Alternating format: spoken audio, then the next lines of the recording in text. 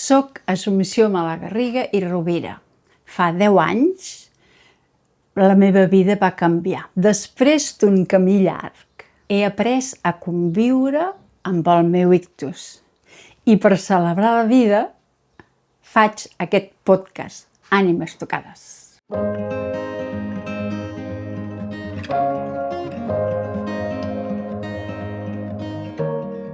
Tinc 72 anys, vaig néixer a Cardona, al Vilar, una casa de pagès. Soc la petita de 6 germans. I als 20 anys vaig baixar a Barcelona, i encara hi soc. Em vaig casar amb el Paco i tenim una filla, la Maria.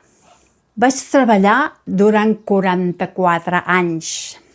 He fet de mestra de música, he fet formació de formadors i al final vaig estar 15 anys dirigint, després d'haver-lo creat, el servei educatiu de l'Auditori de Barcelona. Des d'aquí programàvem Cantània, entre moltes altres coses. He treballat de gust i estic agraïda per tots els reconeixements rebuts.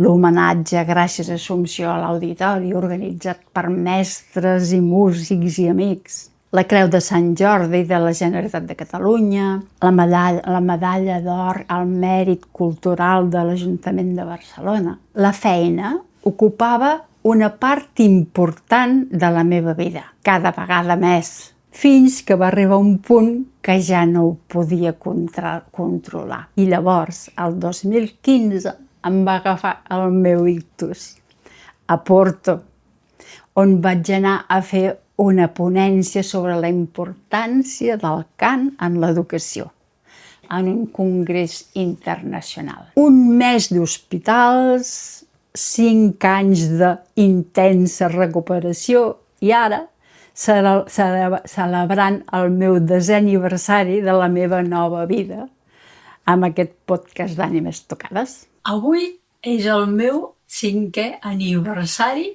de l'ictus. I el meu desig és escoltar la vida tant com pugui i amb alegria jugar el meu paper com a ànima tocada que em toca de jugar-hi. Estic celebrant el meu 7è aniversari de l'ictus, amb tu, si vols. Estic contenta. Aquest any la meva vida fa olor de llibre nou. He escrit aquest llibre, Ànimes Tocades, Almes Tocades, i ara tot gira al voltant del que està pensant ara mateix aquí.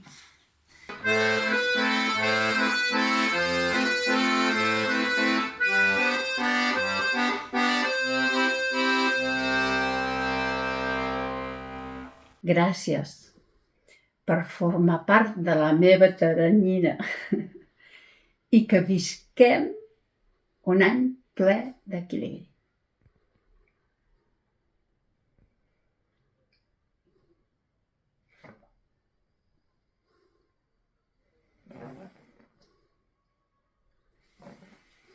Tenir un ictus important és tornar a néixer. De cop et trobes amb un cos i un cervell amb unes capacitats, habilitats i tempos diferents dels d'abans. I això et porta a uns valors, prioritats, objectius de vida també diferents, també nous. Quan arribes a saber això, que has de tornar a començar, és quan pots trobar l'equilibri necessari per gestionar la teva vida de manera plàcida i agradable. Arribar a aquest equilibri costa. Són anys de feina interior, anys de muntanyes russes, amb anys de pors, d'alegries, de dolors, d'eufòries, de dubtes. Anys de viure tocant-te al fons, aprenent molt sense consciència de què estàs aprenent.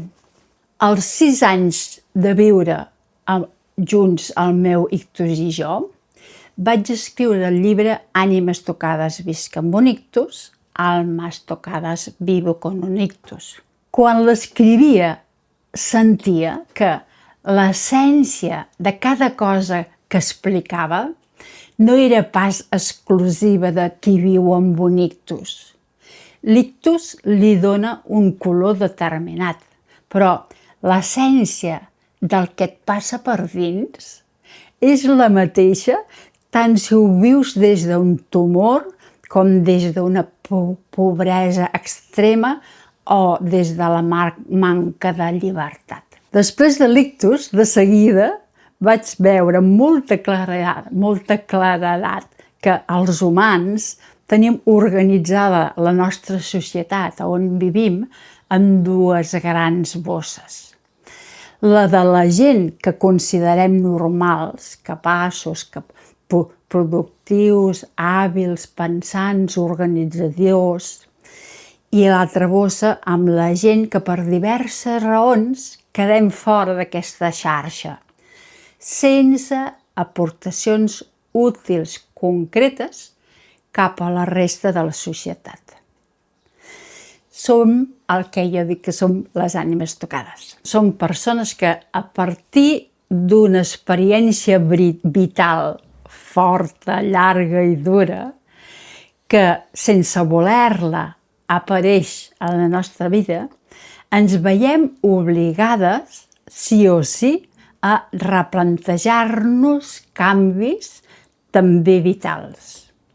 Això et fa pensar i et fa buscar i acceptar i ens fa ser més sàvies. Porto unes 70 o 80 xerrades, debats, presentacions, escoltant i parlant d'ànimes tocades. Això m'ajuda a anar aprofundint i reflexionant sobre l'essència de la vida. I de cop vaig passar a ser un cos i un cervell parats i desconeguts. I de mica en mica, a poc, et vas preguntant, i ara què he de fer? I de mica en mica aprens que només hi ha una resposta, que és escoltar la vida i seguir el que ella ara et té preparat. Per mi, el meu ictus ha estat una oportunitat única i preciosa de tornar a començar.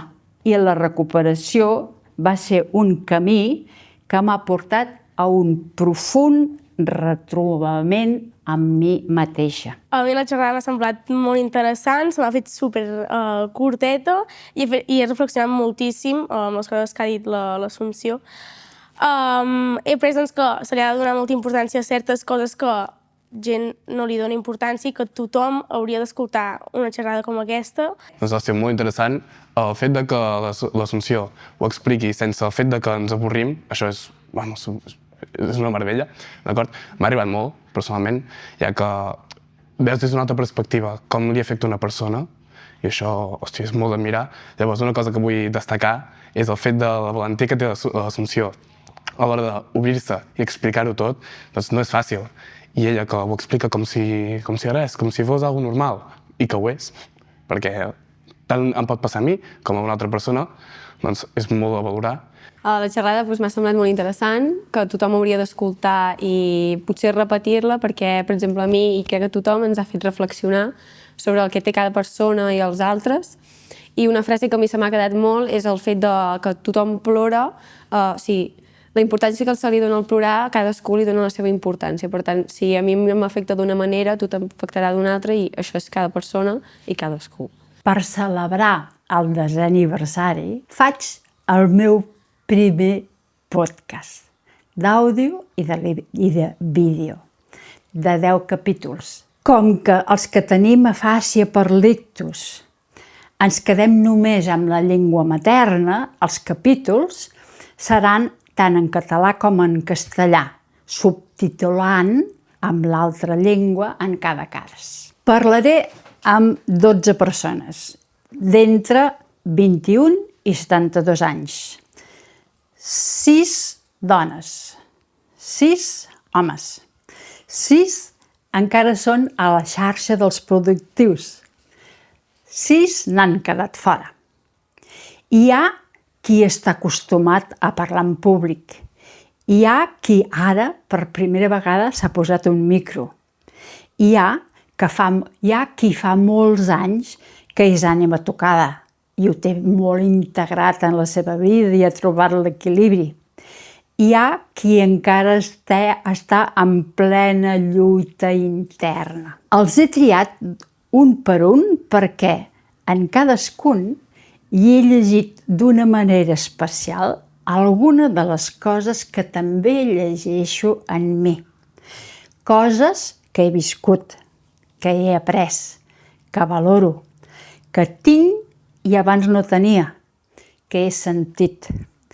Coses que també he llegit en altres ànimes tocades i coses que segurament tu pots sentir tu mateix, perquè en el fons tots tenim l'ànima una mica tocada. Et ressonen per dins alguns dels títols dels capítols? 10 anys d'aprenentatges. No sé què em passa. En certa manera, la família, els amics t'acompanyen, però no, tampoc entenen. Del tot al res. La felicidad no se logra de forma permanente. La felicidad es la búsqueda de esa felicidad.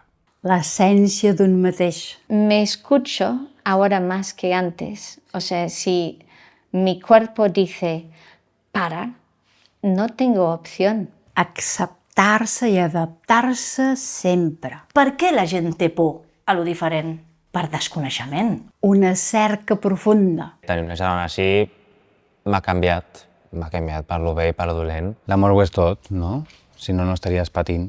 Què t'ha fet sortir del pou? És que què més ha de passar perquè les persones amb discapacitat general sortim a dir prou? Realitats mentals diferents. Penso que hi ha singularitats de persones, i potser seria el cas del Feliu, que a vegades et poden com envair la teva zona de confort. Els missatges del Feliu no són missatges que et deixin indiferent. Es que yo veo que me voy a morir y tengo más que decir que nadie y nadie quiere escucharme. Qui sóc? La vida ens ha donat una segona oportunitat. No serveix de res, sentat al sofà de casa de Déu, fer-te pena. Això és inútil. Sempre present. La diferència és algo bo en molts sentits, també. I és una forma de ser original. Caminar juntos es, pues eso, apoyarte a la otra persona, dejarte ayudar, o sea, que sea mutuo. Quan parlem, ens comuniquem amb la gent del nostre entorn, dels amics, coneguts, companys. Fem servir, sense ni pensar-hi, una llista de temes típics. Parlem de feina, d'amics, de la família, del dia a dia, de l'entorn social, de les guerres, de política, del canvi climàtic. A vegades, amb els més íntims, parlem de coses que sentim des de dins. Coses que ens fan sentir malament, o que no sabem com resoldre, o coses que ens fan estar bé, o que ens esperonen. Però, com que no és tan habitual de parlar-ne, no hi tenim prou discurs. I sovint ens falten paraules. I, tot i que ho volem fer en profunditat, no en sabem gaire. I ens quedem relatant anècdotes puntuals, batalletes amb la vida que en realitat només són com les puntetes curioses que veiem sobre l'aigua de l'immens iceberg que tenim a sota i que no veu ningú ni nosaltres. Poques vegades ens parem a explicar, a buscar paraules per compartir el procés profund que ens ha anat transformant, a parlar del que aprenem a la vida i del que sabem. Poques vegades narrem l'essència del que vivim o del que hem viscut. Poques vegades parlem dels processos de creixement, del què i el com la vida ens fa créixer. N'hauríem de parlar més sovint. I sobretot les ànimes tocades. Aquestes 12 ànimes tocades que parlarem en aquests 10 capítols som experts en viure amb esclerosis, amb sensibilitat química central, amb malformacions, amb realitats cerebrals de diferents formats, tumors, depressions, paràlisis, afàsia, epilèpsia, ictus. En sabem de viure amb tot això.